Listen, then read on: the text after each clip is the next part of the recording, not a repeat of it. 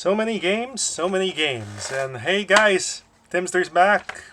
I'm back just to talk about stuff that I've been playing in the past month. It's now May and after Mother's Day, so belated happy Mother's Day to all of you mothers and mother figures out there who have been supporting all your kids, all your loved ones. You've been our heroes, and this is a shout out to you guys. But yes, April 2020 was an interesting time.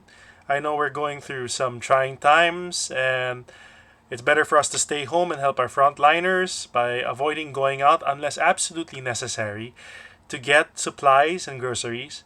So just stay home, do something recreational, and play games. And some of the games are right there that I have lined up that I want to talk about.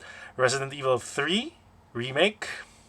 And as we know, Capcom brought back that PlayStation 1 game, Resident Evil 3 Nemesis, in a new RE2 remake kind of way, using the RE engine. And yeah, we'll get into that. I found it okay. Being a long-time Resident Evil fan, it was alright, but it was not as long as Resident Evil 2 Remake.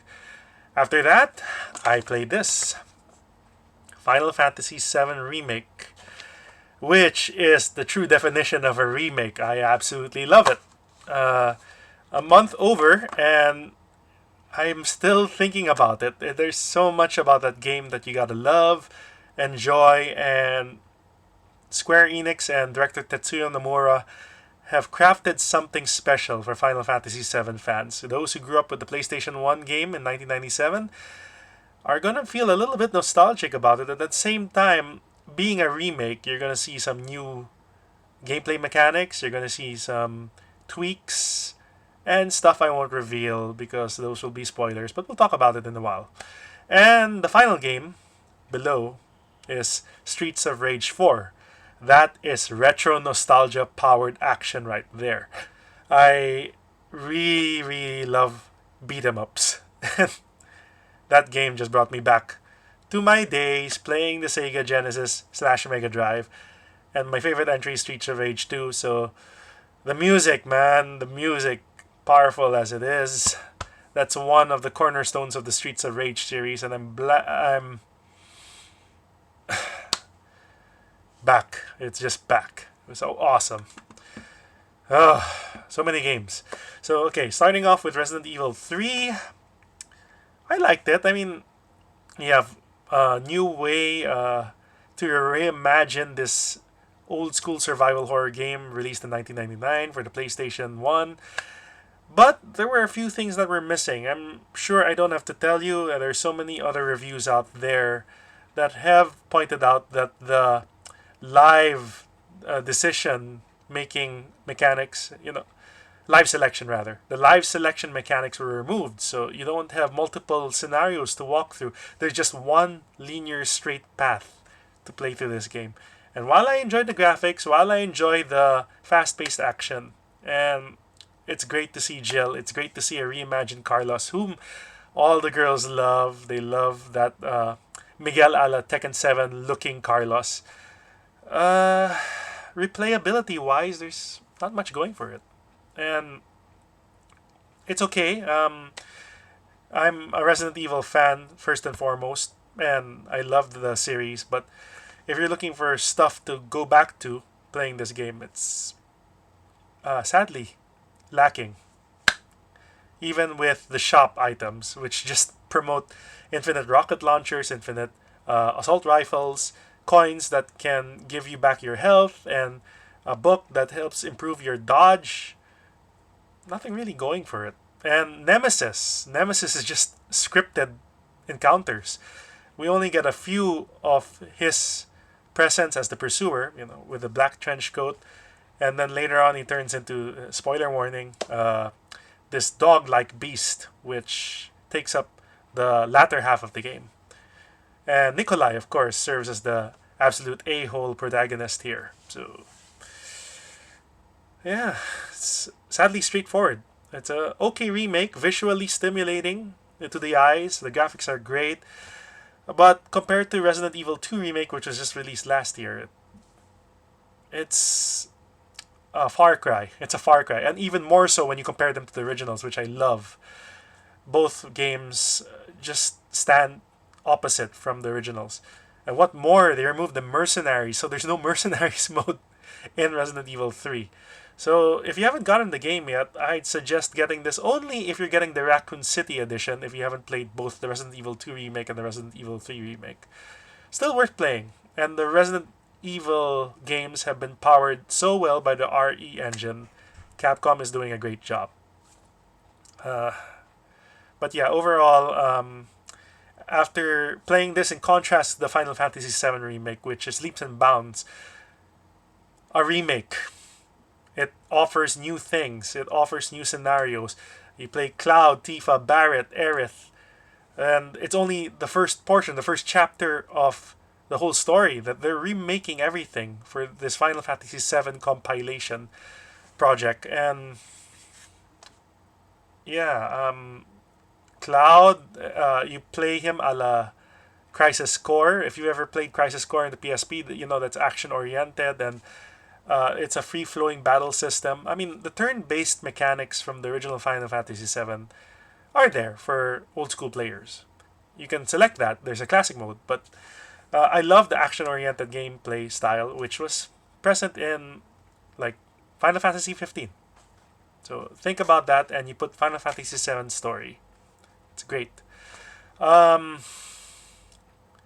It's difficult also in hard mode. You can't use items. And there are challenges. I mean, there's so many side quests. You'll be taking your time playing through this game. I took my time. I enjoyed the game over a month, or just about a month. Since I got it, it released in April 10, and I took my time playing it. And I didn't talk about it with friends till I finished it, and it just reached before the month it was released. Over the month it was released. So yeah, you might have seen it in my Facebook page, in my Instagram, and my Twitter. I talked about it discreetly. I won't spoil the game. It's an absolute must play for anybody who has a PlayStation 4, who enjoys Japanese RPGs, and who enjoys Final Fantasy.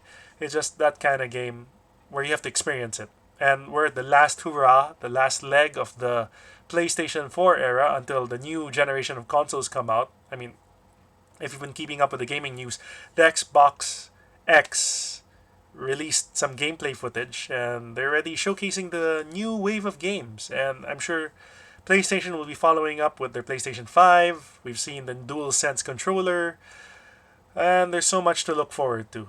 But that's not to say that we can't enjoy games now, and old school games that get a remaster or a makeover. And there's no better example than Streets of Rage 4, which is a retro style beat 'em up action. And blessed, that's the word. I'm blessed to be experiencing this nearly 30 years in the making sequel to the last entry, which was Streets of Rage 3. I mean, they were all released for the Sega Genesis and Sega Mega Drive. That's the 16-bit era. And now we're at what? This generation of consoles which can power those games just like that. And now we get something which is beautifully drawn, which reminds me of King of Fighters 12 and 13 and Skullgirls. It's that kind of animation. And yeah, the guys who made this game, collaborating with the original developers and the musicians who developed that awesome late 80s, 90s styled electronic dance music soundtrack. Wow. And you play Axel Stone, Blaze Fielding, and Adam Hunter. They're all there. And you have new characters like Cherry and Floyd. And there are so many unlockable secrets. Beautiful. Just beautiful. I'm really glad I got that game. It's available for PlayStation 4, Xbox One, the Nintendo Switch. You can play it on the go, PC of course. Wow. Digitally now it's available, but there are really physical copies that you can... well, I'm not sure if it's available already. Again, if you pre-ordered it, you'll be getting this retro-styled Sega Genesis Mega Drive container that can put the games inside, along with some retro cartridges from the original Streets of Rage games, which is known as Bare Knuckle in Japan. So, yeah, what can I say? Beat 'em up, punch, punch, punch, specials, and discovering secrets, and there are even some retro levels that you can discover as you play. and there are about 12 stages to play through, and so many other characters, and you can unlock old versions of Adam, uh, Axel, and Blaze. Just great. Those are the 3 games I've been playing. Wow, just they're fantastic games. April was a great month, but of course, better to do these things in the comfort of your home or wherever you are. You stay safe. Only go out when it's necessary at these trying times. And we should help our frontliners by avoiding exposing yourselves or ourselves to any elements without a proper protection, masks, or face face helmets. It's just so much going on, and we're all praying for the best. We're hoping that things get better as the days go on, and I know we're trying to adjust to the new normal, as they call it. But one of the things to keep us preoccupied, productive, positive, or just take our mind off all of the worries for a while is games. So I can't express my gratitude to the game developers, Capcom, Square Enix, Sega, all of those guys. PlayStation, of course, Xbox, Nintendo. You guys have produced entertainment which we can still play online with other friends who have these devices. I mean, Streets of Rage is multiplayer, so you can play that. Or you can compare scores, you can talk online. Just do something during these community quarantine lockdown moments that we can still communicate. We can still be productive. We can still be positive. Promote positivity amongst one another. So yeah, my reviews for the games overall. Resident Evil 3, I'd give it, I mean, after over a month, maybe a 3.5 out of 5 is best. Or, I mean, after playing the Final Fantasy Remake, that gets 5 stars for me. That's absolutely a tale to witness and experience. Gameplay wise, I loved it, and I can't wait for the next chapter. I mean, it reminds me of Shenmue. The way they're developing this to do it as a per chapter basis, and I love the Shenmue series by Yu Suzuki. Yeah, that's pretty much reminiscent of that. And of course, Streets of Rage 4 out of 5. I mean, I give it top billing. I love beat 'em ups, but I mean, would have made it perfect would have been adding some more retro stuff. I guess if that makes any sense. But it's beautifully crafted, and it's a perfect example of what you should do if you want to bring back the beat 'em up genre. And that's my review for the games. I hope you enjoyed listening to what I thought and I wanted to share about them. Resident Evil 3, Final Fantasy VII Remake, and Streets of Rage 4. You can get those games at the platforms designated. I mean, Resident Evil 3 is available for PlayStation 4, Xbox One, and PC. Final Fantasy VII Remake is exclusive to the PlayStation 4, and Streets of Rage 4 is available for PS4, Xbox One, Nintendo Switch, and PC. Find it on those platforms. And please do follow me in Facebook, Twitter, Instagram, YouTube. You're watching it. And, well, sometimes I pop up in Twitch. But everything is Timzster. That's Timzster. Except for Twitter. It's with the Timzster. TheTimzster. So I'll see you guys next time. I hope you're well, stay safe, play indoors, help our frontliners, and I'll see you next time.